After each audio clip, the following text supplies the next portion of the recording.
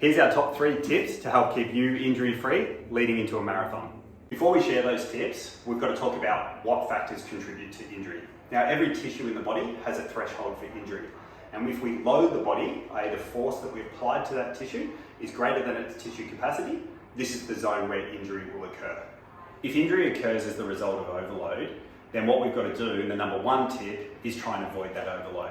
That comes back to the structure of your program, and that should be one that is progressively overloaded by a little bit each week to just go a little bit beyond the capacity of the tissue to allow us to get a little bit stronger. And by doing that incrementally over the course of your program, it'll allow you to build the strength that you require on race day. But part 2 is also the intensity at which we train throughout the week. To avoid that accumulative overload of the body, we need to make sure that we're taking our easy days really, really easy. It's the number 1 mistake that we see in the clinic is people training too hard on their easy days and not allowing sufficient recovery time in between sessions.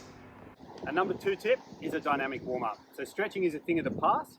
Ideally, we want to do a nice warm-up jog between 10 to 20 minutes, and then we're going to move through a series of dynamic drills.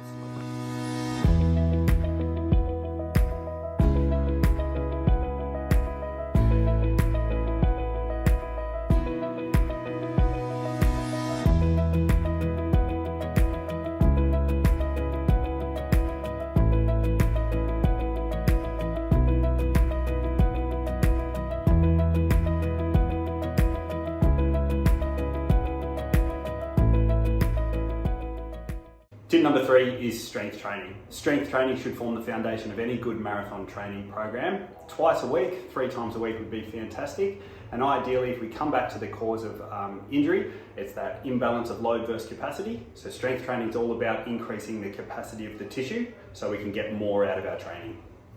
Strength training for runners should focus on 2 key areas. That is the glutes and the calves.